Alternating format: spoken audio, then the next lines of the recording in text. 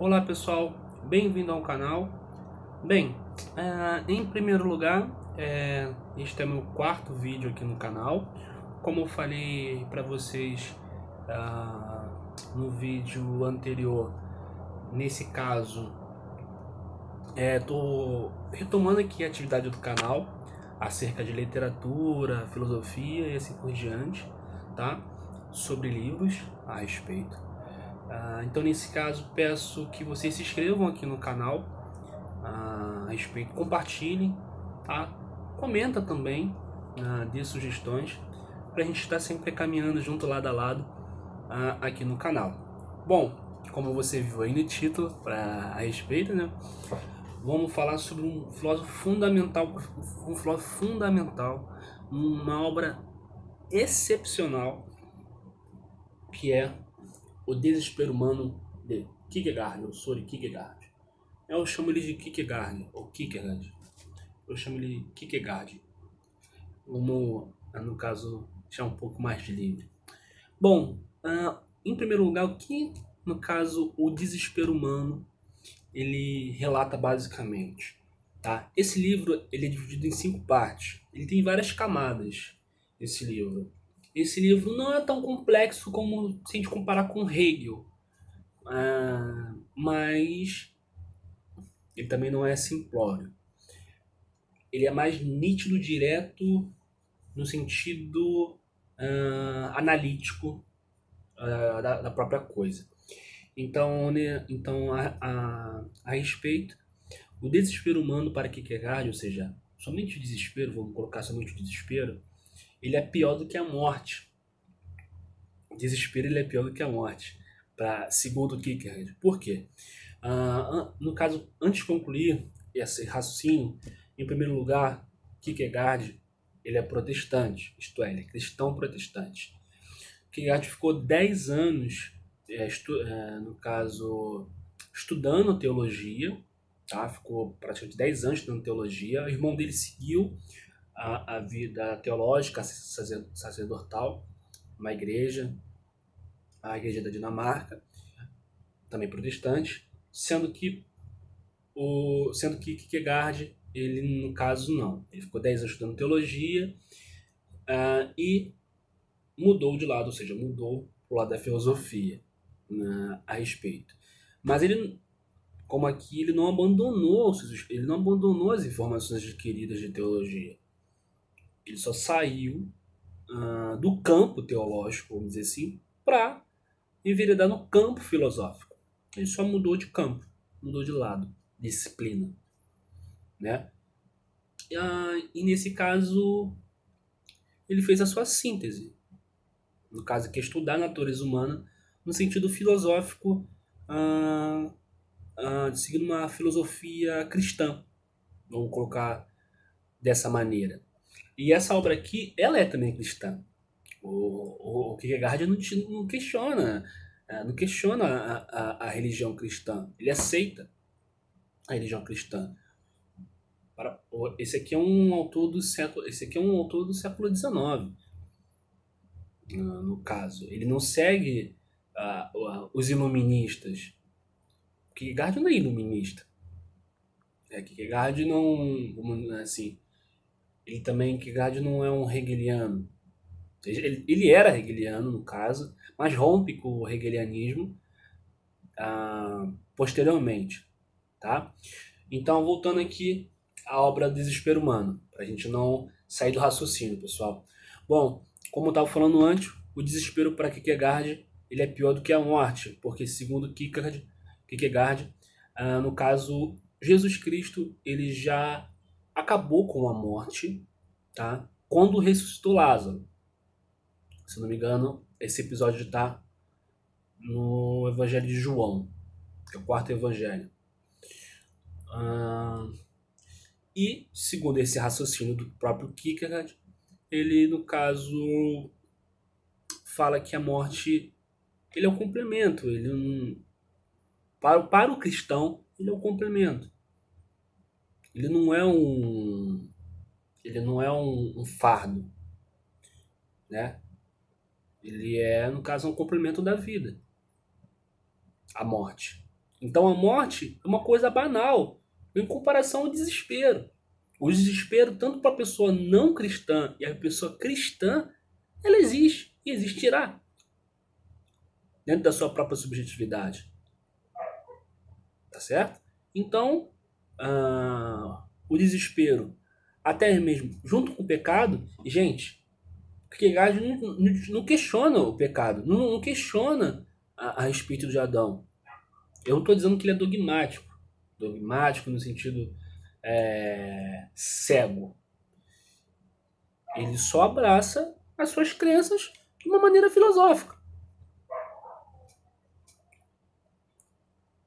Você pode questioná-lo, você tem a livre e espontânea vontade, ou respeitá-lo, né? O seu pensamento. Então, segundo Kierkegaard, o desespero ele é pior do que a morte. Né? Porque a morte não é nada. Para o homem cristão não é nada. Para o homem natural, que é isso que o próprio Kierkegaard coloca, o homem natural, ele o homem natural, vamos dizer assim, é um homem não cristão, né? Ele vai se perder. Ele vai perder a cabeça, vai perder a linha. O homem cristão não. O cristão ele sabe ah, que no caso o desespero existe, tá? E o que ele tem que fazer a respeito, no caso, é reconhecer esse desespero. O desespero sempre vai existir, né? No caso. Como eu falei para vocês, é um livro de várias camadas. Eu quero entregar aqui uma semente básica para vocês entenderem o que o próprio livro quer dizer. Aqui é somente jogar a semente para que esse livro aqui não é um livro qualquer, gente. Esse livro aqui é fundamental, tanto para a filosofia, até mesmo para a teologia, para quem está fazendo teologia, tá? Até psicologia, ela é importante. Então, o que acontece? O que a Gat também não questiona a respeito da escolha, ele no caso, adepto a isso, como ele é o fundador do existencialismo, ele coloca que o homem ele tem a sua escolha. Ele tem a liberdade de escolha, na verdade. Ele tem a liberdade de escolha. E é isso que vai causar consequência. As suas escolhas que acontece a própria consequência. E isso não tem como mudar, gente. Mesmo se for uma escolha inconsciente. Tá? Então, voltando. O desespero sempre vai existir em grau menor ou em grau maior, tá? Em qualquer indivíduo. Seja homem, seja mulher, seja, no caso, de etnia diferente, seja negro, branco, tá? Japonês, coreano, brasileiro, português, espanhol, americano, qualquer pessoa, a natureza humana em si tem esse desespero, no caso. Agora vamos falar sobre o pecado. É algo básico, eu não vou me aprofundar aqui. Pecado, o Kierkegaard segue a ortodoxia cristã, ou seja, o pecado é a desobediência, como está lá escrito, em Gênesis 3, que no caso foi a desobediência de Adão, e o pecado é a desobediência. Kierkegaard não sai disso, o Kierkegaard ainda continua seguindo esse raciocínio, tá? Mas Kierkegaard ele aborda diversos pecados em si, tá? Ele dá um estudo bem no caso nítido, aprofundado, né? No caso do próprio pecado, tá? Ele também coloca que não dos piores pecados que ele coloca, mas por exemplo, ah, o pecado de não fazer o bem, mas vamos colocar assim, a própria consciência, um exemplo, para a gente entender sem ser um pouco abstrato. A pessoa tem a consciência do bem e do mal. Ela sabe que fazer o mal não vale a pena. O bem vale a pena. Só que, por exemplo, se o bem vale a pena, eu posso fazer 5 atitudes boas e uma má, que eu vou ser bom. Um exemplo, vamos colocar dessa forma. Kierkegaard fala que isso é pecado. Kierkegaard fala que isso é pecado. Então, porque você tem essa consciência em si, né? Essa consciência que você está tendo de ter atitude de 5 atitudes boas e uma ruim. Isso vai derrubar o próprio ser humano que pensa dessa forma. Né? E isso é pecado também. Então, nesse caso, o desespero ele não vai acabar. Para o homem natural, não acaba. Para o cristão, o que Kierkegaard coloca, né? O que Kierkegaard faz? O Kierkegaard fala, o cristianismo para o Kierkegaard, o cristianismo para o Kierkegaard é aquele que resolve a questão da morte. Ele resolve. Para o homem cristão, de fato, a pessoa cristã de fato, a morte para ele já é lucro. Se engano, quem fala isso é o apóstolo Paulo. A morte é lucro, porque ele sabe que vai ter a vida eterna.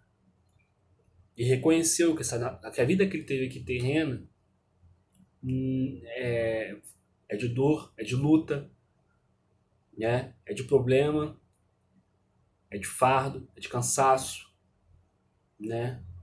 E assim por diante. Mas o galardão a respeito é ter a centralidade, a fé em Deus, em Cristo, que é o intermediador, que é a respeito. Né? Então, Kierkegaard não tira essas questões cristãs, no caso. Kierkegaard fala que o cristianismo é resolução para a morte.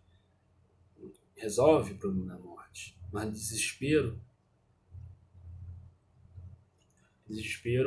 o homem tem. O homem, tanto cristão, tanto terreno, ou seja, não cristão, tem esse desespero em si.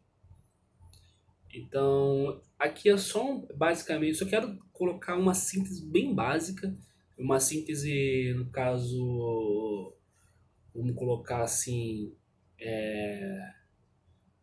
lógica, e uma síntese de conceito simples para vocês, um conceito básico, tá? Para vocês se aprofundarem nessa obra. Que, na verdade, é um filósofo fundamental. Ele não é igual Hegel. Hegel é complexo, tá? Aqui, o Kierkegaard não é complexo. Aqui é só você ter atenção, tá? Se você quer ler, a internet também ajudará a ti, tá bom? Mas recomendo a obra O Desespero Humano. Alguns filósofos, leitores em si, de filosofia propriamente, recomendo que esse aqui é a obra fundamental do próprio Kierkegaard, né? Do próprio Kierkegaard, Desespero Humano. Mas ele tem diversas obras, não somente essa, tá? Kierkegaard não escreveu com seu nome, ou seja, ele não dava autoria do seu nome próprio, ele escrevia em pseudônimo, tá?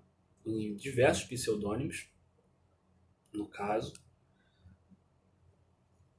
Só que a filosofia dele influenciou ele quase, foi uma curiosidade aqui.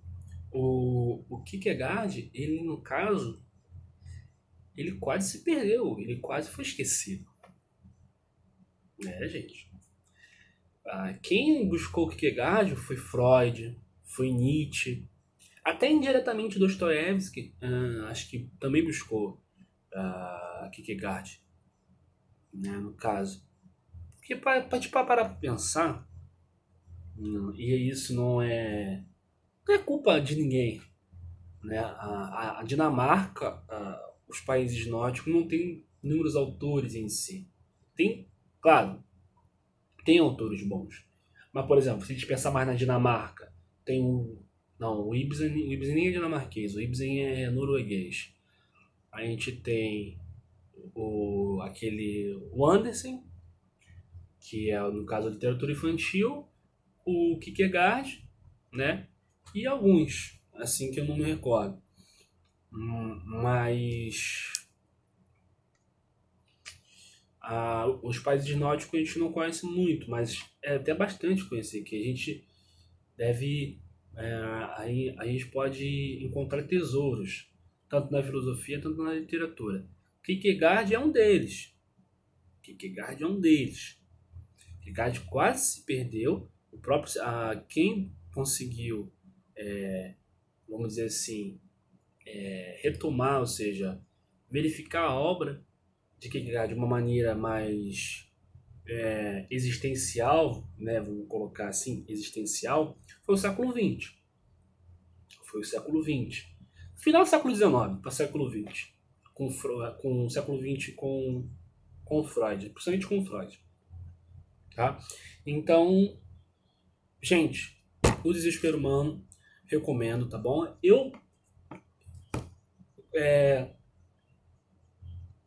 Aqui eu falei mais basicamente, tá, do livro em si, tá bom? Mas compre um livro e recomendo que para você, eu recomendo que todos, no caso, folheiem a obra, analisem a obra, tá bom? Então, até mais, pessoal. Se inscrevam aqui no canal, tá bom? Vou estar falando sobre outras obras a respeito. No caso, pode ser de filosofia, de literatura e assim por diante, ok? Então, até mais, até o próximo vídeo e um ótimo dia. Tchau, tchau, pessoal.